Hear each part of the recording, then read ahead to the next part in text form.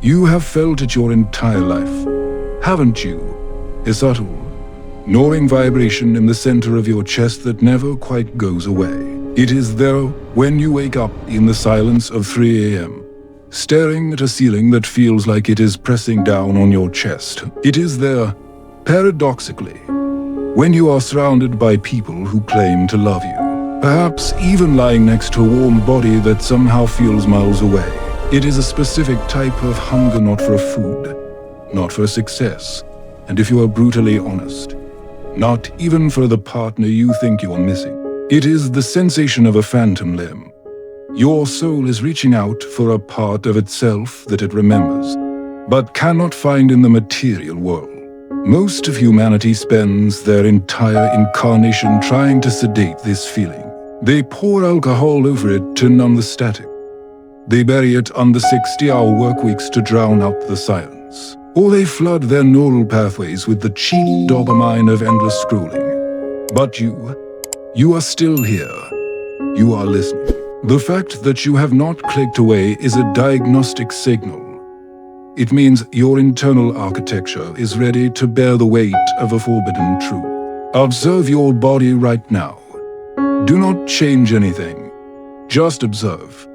Do you feel a slight tightening in your throat? A heaviness in your solar plexus? Or perhaps a sudden, unexplained fatigue behind your eyes? That is not anxiety. That is resonance. That is your cellular memory recognizing the vibration of a key entering a lock. Your biology is reacting to the proximity of truth. Society calls this feeling loneliness or depression. The poets romanticize it as heartbreak.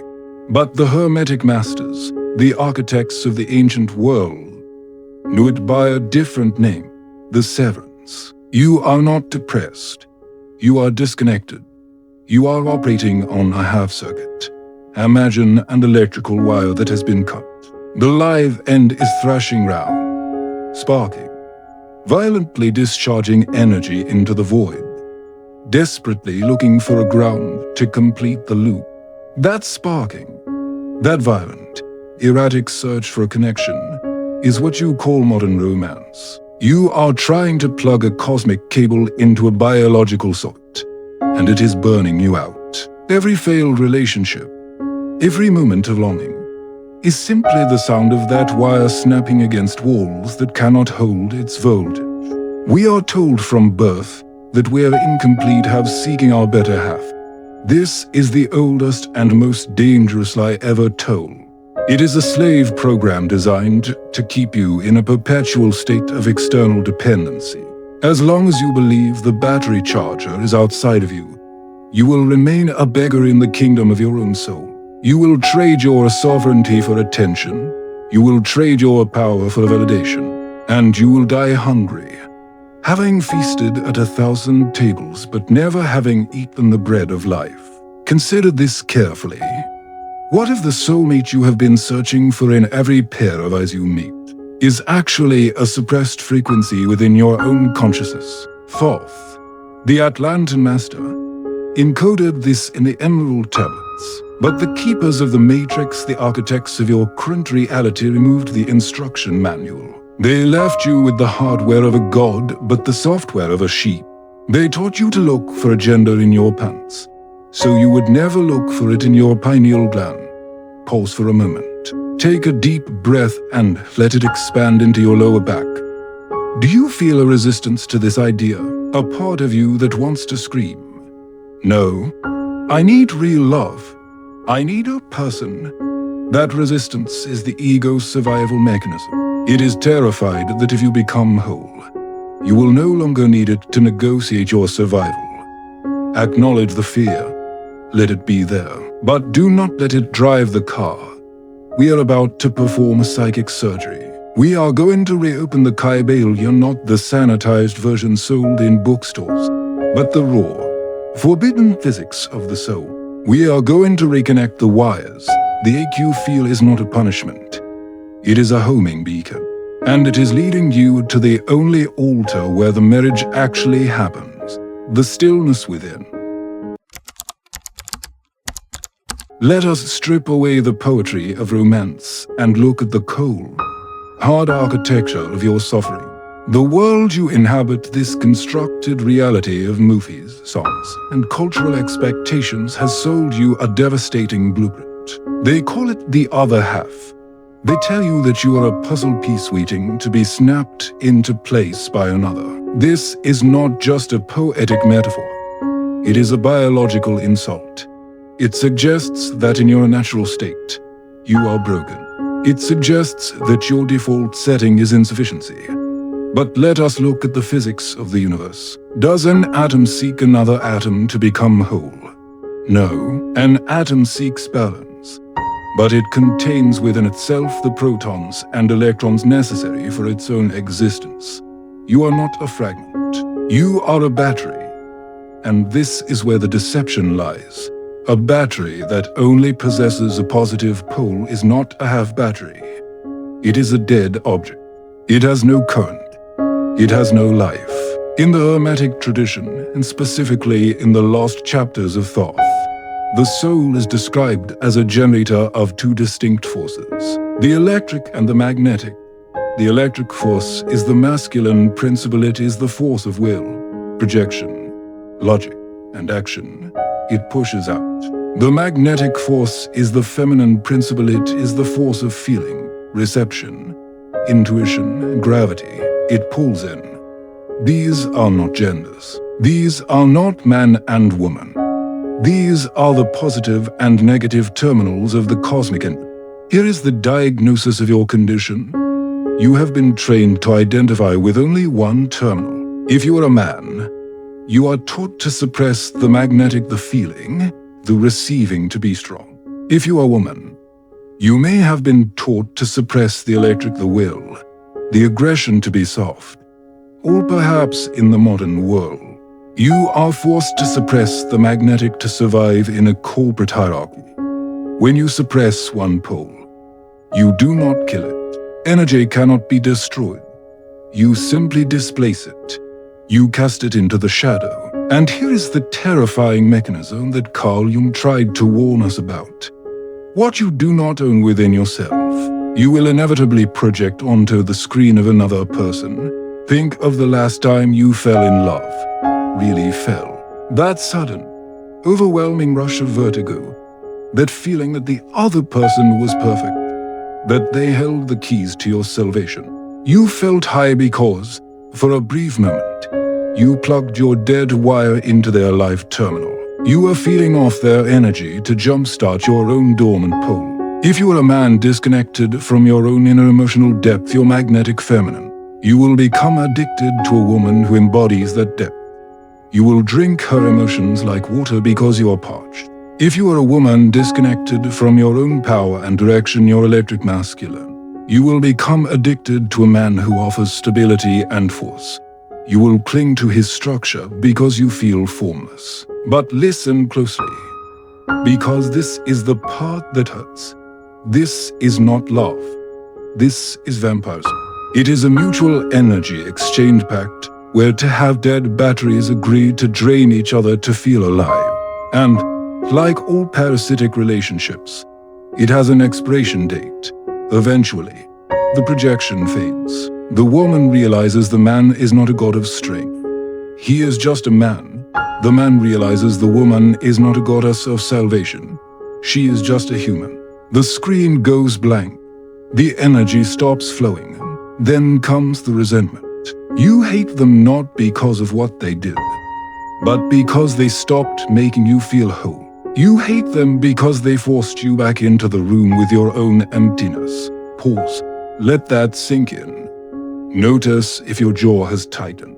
Notice if there is a defensive thought rising up, saying, "My love was real. Of course the feeling was real. The drug was real. But the supplier was external." We are not here to invalidate your experience. We are here to audit the source of your power. This mechanism, this half-battery deception, is the engine of the matrix. It keeps you hunting. It keeps you swiping. It keeps you buying.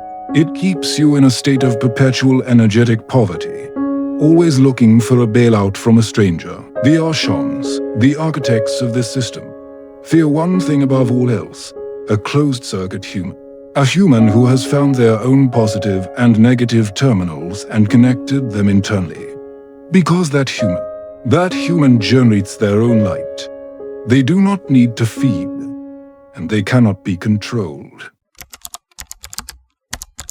The book known as the Kybalion, published in 1908 by the mysterious Three Initiates, sits on the shelves of every spiritual seeker. It is elegant, it is poetic, and it is safe. It is a sanitized transmission, filtered through the lens of early 20th century New Thought philosophy. It was designed to be consumed by the curious, not too on the revolutionary, but the original teachings of Thoth the Raw, volatile alchemy encoded in the emerald tablets, and the pre-dynastic oral traditions of Egypt were far more dangerous. They did not just describe the universe, they handed you the keys to dismantle it. When the seventh principle of gender was transcribed for the modern mind, it was neutered. It was reduced to a polite observation that everything has its masculine and feminine principles. This allows the uninitiated to nod their heads and think of yin and yang, or perhaps the biological division of sexes. But this is a distortion. The original teaching was not about biology, and it certainly wasn't about social dynamics. It was about mental physics. The ancient masters understood that the universe is mental. Therefore, the most critical application of gender is not in your pants, but in your mind. Thoth taught that the human mind is not a singular entity. It is a dual-core processor. You have the objective mind, the electric, the masculine, and the subjective mind, the magnetic, the feminine. The I is the whale. It is the part of you that says, I choose to focus on this. It is the seed planter. The me is the subconscious. It is the vast, dark, fertile soil that receives the seed and grows it into reality. It is the womb of creation. Here is the forbidden history they remove. The vast majority of humanity has a broken internal marriage. In the unawakened human, the I will is weak and the me subconscious is chaotic. The masculine aspect of your mind has abandoned its post. It does not stand guard at the gate of the subconscious. Instead, it sleeps. And because the husband is asleep, the wife, the receptive, magnetic subconscious is left unprotected. She is violated daily. She is impregnated by every passing suggestion, every news headline, every fear-mongering advertisement, and every trauma projected by the collective consciousness. This is why you feel out of control. Your inner feminine is birthing monsters' anxiety, poverty, sickness because your inner masculine failed to protect her from the seeds of the external world. The ancient texts warned of this state. They called it the widow's son, the consciousness where the father will is dead, and the son the self is raised only by the mother chaos, emotion. The controllers of this realm call them archons, the elite, or simply the algorithm understand this mechanism perfectly. They do not want you to practice internal gender alchemy. They want you polarized externally. Look at the modern world. It is an industrial-scale machine for externalizing gender conflict. They amplify the gender war in society to ensure you never resolve the gender war in your head. As long as men are fighting women, and women are fighting men, neither side will ever look inward to realize they contain both. If you were to integrate these two forces, you would become what the alchemists call the rebus, or the divine androgyne. Not a physical hermaphrodite, but a psychic one. A being who can plant their own seeds of reality masculine will into their own fertile soil feminine feeling without needing permission, validation, or input from the external world. Somatic check. Pause. Close your eyes for a second. Visualize the center of your head. Do you feel a split? Do you feel a constant chatter? A noise that you cannot turn off? That chatter is the sound of your inner feminine screaming because she has no direction. She is spinning in a void. She is waiting for the command. She is waiting for the return of the king, and the king is you. The reason this chapter was softened in the public versions of Hermetic texts is simple. A human who has mastered mental gender is immune to propaganda. You cannot program a mind that programs itself. You cannot sell fear to a consciousness that guards its own womb. To the architects of the Matrix, the Hieros Gamos, the sacred marriage of your two minds, is not a spiritual goal. It is a threat to national security. It is the only revolution that matters because it is the only one that happens behind the eyes, where they cannot see you. We must now leave the realm of psychology and enter the forbidden territory of physics. If you ask a modern scientist what you are, they will tell you that you are a biological machine made of meat and bone, powered by chemical reactions. This is a partial truth, which is the most effective kind of lie. In reality, your physical body is merely the dense center of a much larger, invisible structure. You are not a noun. You are a verb. You are a process. You are a standing wave of light.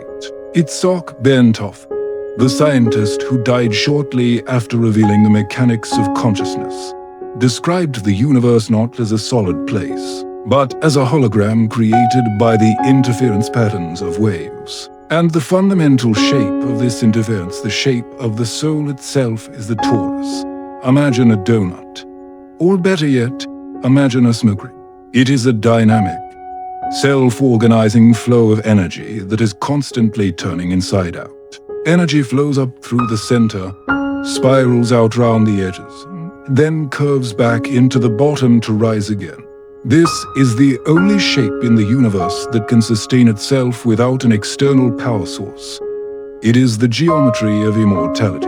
And this, my friends, is where the ancient principle of gender becomes a matter of life and death. The torus is not just a shape.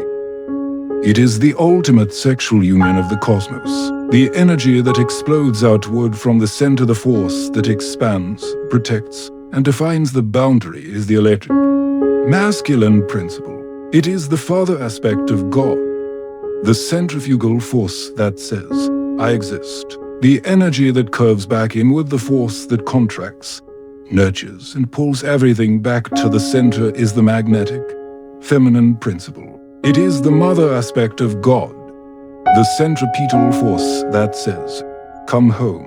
In a perfected human being, an ascended master, or an awakened soul, this field is spinning at the speed of light. The masculine outflow perfectly balances the feminine inflow. The energy they send out into the world, actions, thoughts, creations, curves back to them as refined experience, fueling the next cycle. They are a closed circuit. They are a perpetual motion machine of consciousness. But look at the energy field of the average modern human. It is a disaster. It is not a torus. It is a jagged, leaking line. Some of you are trapped in hypermasculinity regardless of your physical gender. You are all outflow. You give, you work, you stress, you project. You try to control everything. You are an explosion without containment. Eventually, you run out of fuel. This is what we call burnout. It is the heat death of a star that forgot how to collapse.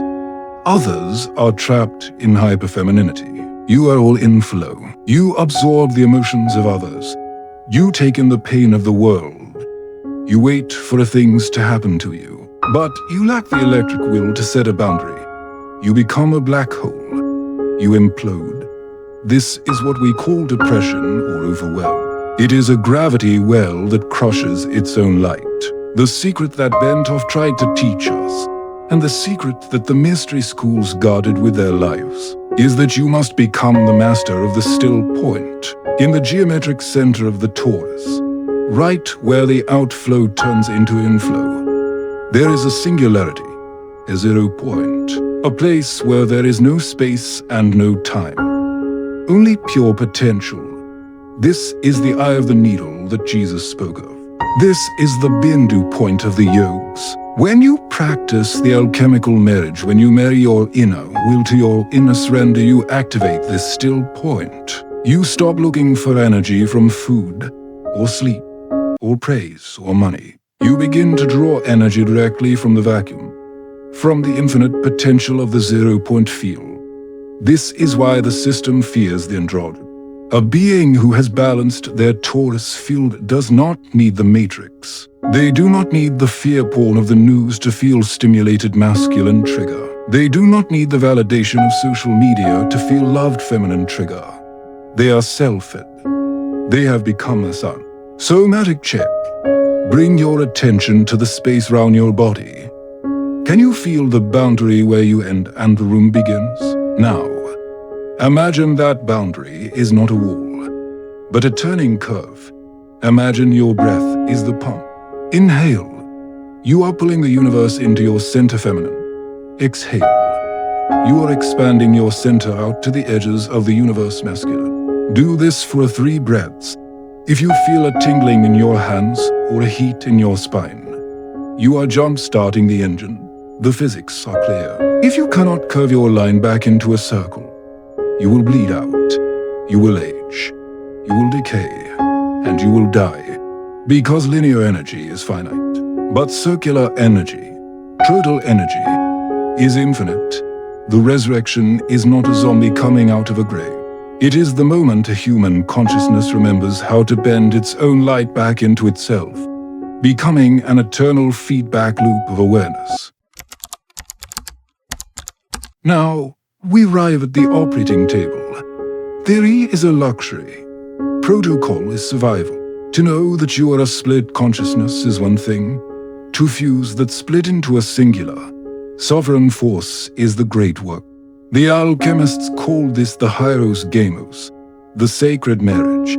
But do not let the beautiful name fool you. This is not a wedding with flowers and vows. This is a funeral. It is the funeral of your dependency. To perform this marriage, you must first file for a divorce.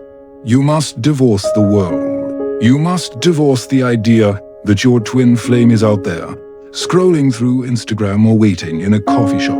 You must divorce the biological imperative that screams you are dying if you sleep alone. This is the hardest thing a human being can do because it feels like amputation. You are cutting off the external supply lines that have fed your ego since birth. The first stage of the protocol is the retrieval. Every time you felt a desperate need for a partner to hold you, to listen to you, or to validate your emotions, you are actually signaling a failure of your internal masculine. Your inner electric force was absent, so your magnetic waters flooded the basement. Instead of calling a friend or scrolling for comfort, the alchemist does something radical. He becomes his own listener. If you are feeling overwhelmed a magnetic storm, you must summon your electric will. You do not suppress the feeling. You stand apart from it. You say to yourself, with the authority of a king addressing his queen, I see this chaos. I am the container for it. I am not drowning in it. I am the cup that holds the ocean. You visualize a vertical rod of white light spine pure, unbending structure descending into the swirling waters of your emotions. Conversely, if you are rigid, dry, and hyperlogical and electric drought, you must summon your magnetic nurturer. You have severed your connection to the flow of life. You are a king in a dead kingdom. You must invite the moisture back in. You must say, I surrender my need to control the outcome. I allow the flow to move through me. Somatic check. Try this now. It is subtle, but unmistakable. Sit perfectly still. If your mind is racing electric overload, force your attention down into the weight of your hips against the chair. Feel the gravity. That is the feminine anchoring the masculine. If you feel heavy and lethargic magnetic overload, force your breath to become sharp, rhythmic, and loud. That is the masculine piercing the feminine. Can you feel the shift, that equilibrium? That sudden silence is the wedding. The second stage is the fusion, in the chemical marriage of the brain. This is a literal physiological event. The pineal gland electric, positive, and the pituitary gland magnetic, negative, are wired to connect.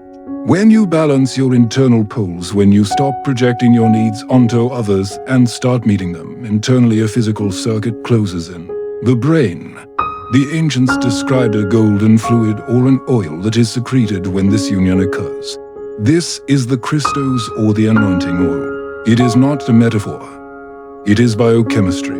When the electric will protects the magnetic emotion, and the magnetic emotion fuels the electric will, the friction stops, the internal war ends, and in that silence, a new frequency is born. This frequency is androgynous.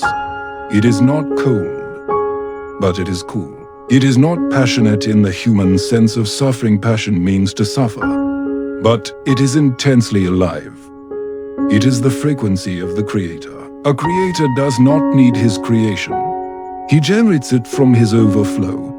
The danger of this protocol is real. As you begin to integrate, you will become less attractive to normal people.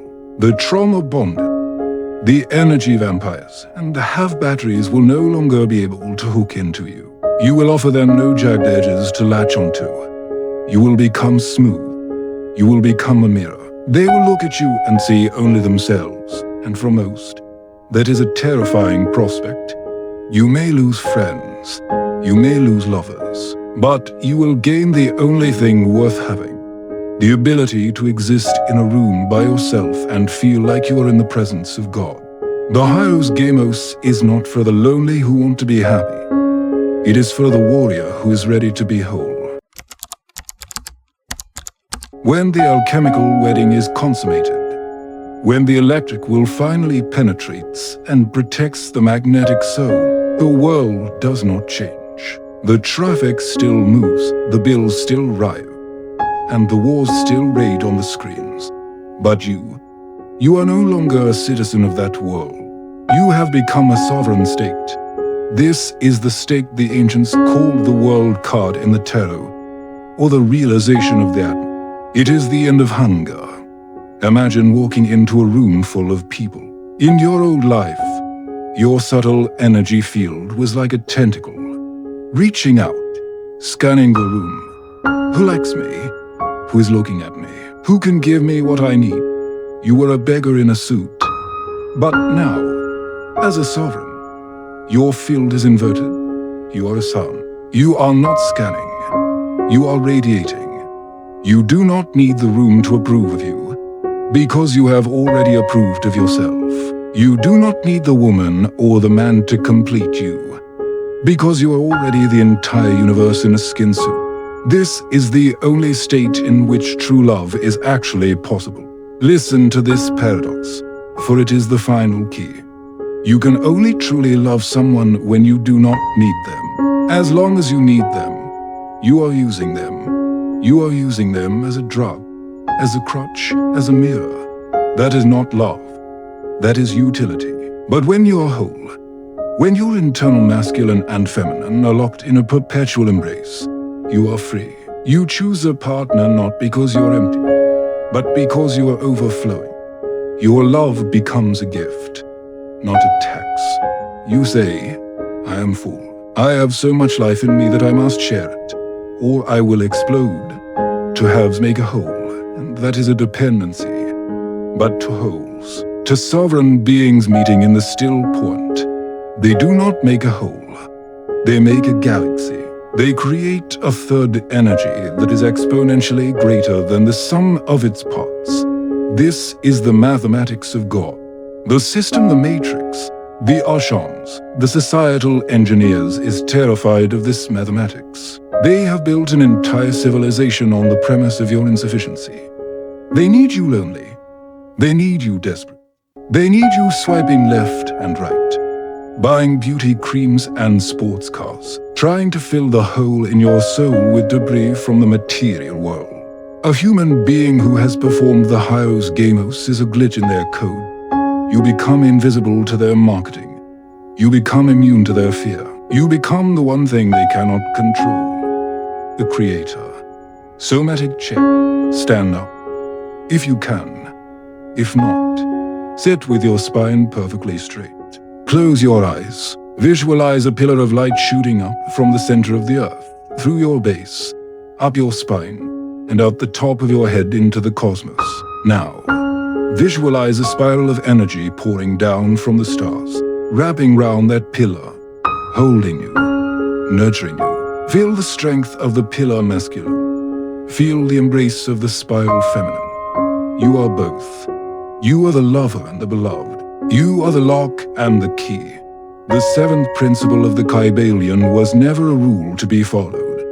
It was a map to be walked. Thoth left the door open, but he cannot walk through it for you. The gender trap is the final test of the initiate.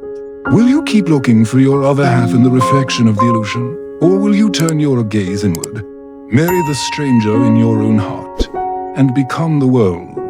The wedding guests are gone. The church is empty. The only person waiting at the altar is you, and that is enough.